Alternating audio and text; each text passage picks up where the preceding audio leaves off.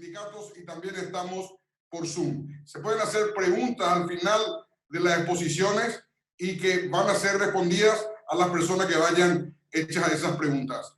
Óscar, contigo. Buenas tardes, ¿cómo están? Bueno, gracias por la invitación. Es un placer compartir este espacio. Todas las negociaciones implican un proceso de construcción de influencia, ¿verdad? O sea, las negociaciones no son cosméticas, no son superficiales. Las negociaciones intentan modificar algo en el otro. Pero las negociaciones, todas ellas, abarcan dos cuestiones. Una que tiene que ver con el qué, con la cosa, con la sustancia, qué se va a negociar. Y otra que tiene que ver con el cómo, con el procedimiento, cómo vamos a negociar. Entonces, por lo general, fíjense que las negociaciones comienzan desde una posición. Las posiciones tienen sentido para quien las formula. Las posiciones son respetables, las posiciones suelen ser posiciones que han sido reflexionadas. Las posiciones implican una declaración de lo que se quiere. Y desde ahí es que se entiende que naturalmente empiezan las negociaciones. Vamos con una pretensión, decimos lo que queremos, y el otro hace lo propio. Ahora, a partir de allí, suele comenzar un ritual en donde lo que va sucediendo es que progresivamente vamos alejándonos de esas posiciones porque se nos van exigiendo concesiones. Entonces, de acuerdo a cómo vamos manejando esas concesiones, una y otra parte de ambos lados de la mesa, es que vamos alejándonos de nuestra posición inicial para llegar a la posibilidad de algún acuerdo. A ver, por supuesto, no tenemos nada contra las posiciones, pero lo que decimos es que este proceso de negociar desde las posiciones se torna ineficiente. Imagínense, cristalizarse en una posición para luego tener que ir alejándose de ella. ¿Qué sentido tendría? Entonces, lo que suele ocurrir es que en este duelo de voluntades que se da en este tipo de negociación, además de lo aleatorio de llegar a un acuerdo satisfactorio, porque por lo general la medida del éxito que se tiene en este tipo de procesos está relacionada con cuánto nos mantuvimos cerca o lejos de una posición u otra.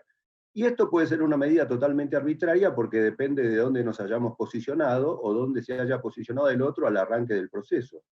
Primer déficit. Segundo déficit, este duelo de voluntades genera erosión, genera desgaste en las relaciones de los negociadores. Y en un escenario como el de Brasil y Paraguay, de vecinos integrantes de un grupo regional, de un continente, que van a hacerlo por toda la vida, la continuidad de las relaciones y futuras negociaciones es un resultado esperable tan importante como el de esta negociación. Entonces, bueno, claro, hasta ahora lo único que he hecho es, les he dicho, esto, más allá de lo duro, de lo blando, del estilo de los negociadores, este mecanismo es ineficiente, no funciona. ¿Cuál es la recomendación? Negocien en base a intereses.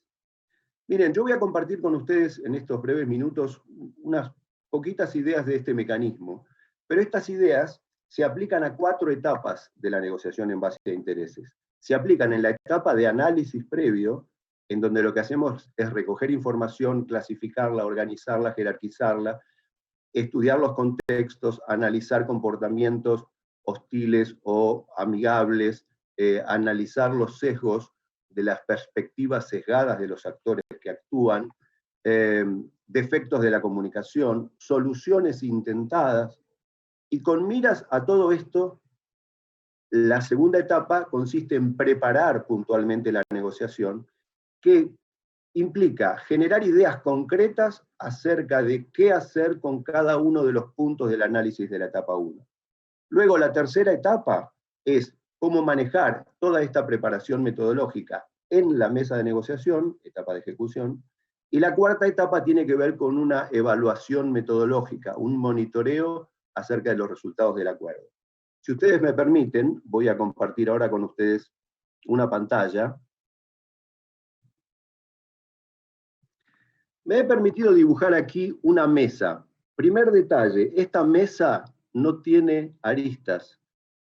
No es una mesa cuadrada ni rectangular. No hay quien esté enfrente de otro. En esta mesa todos los que se sientan a esta mesa, que es la mesa de negociación, tienen equidistancia hacia el núcleo central donde está la sustancia de la negociación y tienen iguales perspectivas todos de lo mismo. En esta mesa, lo que los negociadores deben hacer es trabajar intereses. El primer paso de esta mecánica implica la profunda revisión y profundización, primero de nuestros propios intereses, cosa que ya hemos hecho en la etapa de preparación, y luego de la revisión y chequeo de las hipótesis que hicimos acerca de los intereses de la contraparte. ¿Para qué? Para transformarlos en certeza, para acotar el contenido hipotético de todo ello. Una vez que tenemos algo parecido a una certeza acerca de los intereses y por supuesto de las necesidades en juego, las necesidades son los intereses más importantes, entonces el paso siguiente consiste en empezar a pensar en soluciones negociadas posibles, a las que le llamamos opciones. Esto está muy lejos de ser una propuesta de negociación, una oferta.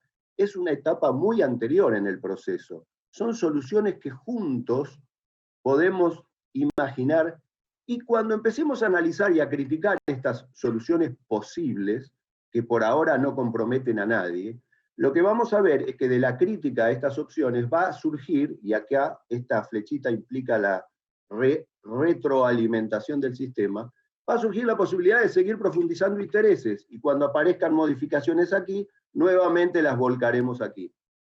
Entonces, muy bien, ahora hemos generado riqueza de procedimiento, ¿verdad?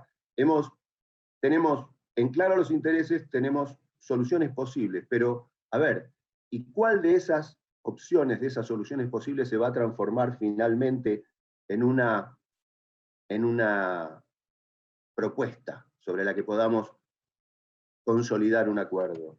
Bueno, si caemos en la tentación, si pisamos el palito de someter esto a un proceso de duelo, de pulseada, de duelo de voluntades, vamos a ir otra vez para atrás aquello de las posiciones. Entonces, lo que indica este mecanismo es que lo que tenemos que introducir son criterios objetivos de legitimación. ¿Para qué? Para introducir a esta riqueza procedimental que estamos generando un criterio de equidad, algo que haga que desde el punto de vista de las percepciones de ambas partes en la mesa, y no porque ellos lo dicen, sino porque objetivamente los estándares son tomados de algo que proviene de fuera de la mesa de negociación. Entonces, a partir de este mecanismo, empezamos a pensar que, bueno, este acuerdo puede ser legítimo para ambos. ¿Y cuáles son esos mecanismos? Bueno, introducir lo que ha establecido la ciencia, lo que ha establecido la tecnología, las soluciones que han llevado a acuerdos exitosos en otros casos. Cualquier vara o estándar de medición que sea ajeno a la subjetividad de los negociadores. Fíjense que otra vez, la misma retroalimentación, aquella flechita significa que cuando buscamos legitimidad objetiva en otro lado, muchas veces encontramos soluciones que no hemos previsto y que vienen a integrarse a la posibilidad de mejorar las nuestras. Y otra vez revisaremos los intereses en juego hasta perfeccionar la opción y convencernos de que esto lleva a la posibilidad de un acuerdo negociado legítimo, legítimo para todos. Entonces, muy bien, esto, si ustedes me permiten la figura, es como un motorcito, hay que echar a andar este motor. Es un motor que debe estar regulando a veces debe acelerarse, a veces debe desacelerarse, pero siempre debe llevarnos a destino, al destino final, que es la posibilidad de un acuerdo sensato. ¿Qué necesita un motor, les pregunto, para poder no recalentarse, funcionar adecuadamente, no perjudicarse, para poder cumplir su función? Un motor, cualquier motor, lo que necesita es un buen lubricante y un buen combustible. En este modelo de negociación, esos dos elementos son la relación y la comunicación. Y en la construcción de la relación, que nunca está dada, sino que por el contrario exige un esfuerzo de proyecto, construir una relación implica reconocer al otro como un ser diverso que tiene derechos como nosotros a tener una perspectiva sobre las cosas, que que no necesariamente tenemos que coincidir con él, pero que merece nuestro respeto, nuestra calidad de escucha, la posibilidad de tratar de introducir empatía, y todo esto basados en ¿qué? Basados en una comunicación que, por supuesto, debe ser de doble vía, tiene que servir no solo para transmitir nuestro mensaje, sino para escuchar activamente también y poder comprender el mensaje del otro, y poder llegar a la compatibilización de intereses a partir de que los negociadores somos personas. Entonces, ¿hasta cuándo, hasta dónde deberíamos trabajar en este mecanismo? Deberíamos hacerlo hasta generar un valor que tenemos que referenciar no con lo que el otro va a ganar o dejar de ganar, sino que tenemos que referenciar con cuál hubiera sido, el costo del no acuerdo. Si no llegamos a un acuerdo a través de este mecanismo, ¿cuál va a ser nuestro plan B? ¿Qué nos vamos a ver obligados a hacer? Esta sigla que yo consigné allí, MAAN, significa mejor alternativa al acuerdo negociado. La alternativa al acuerdo negociado es una alternativa que no está en la mesa de negociación. Es algo a lo que nos vamos a ver obligados a acudir si nos va mal en la mesa. Bueno, esa alternativa tenemos que haberla estudiado, considerado el costo de no acuerdo, tenemos que haberla medido, tenemos que saber cuánto vale o cuánto cuesta esa alternativa.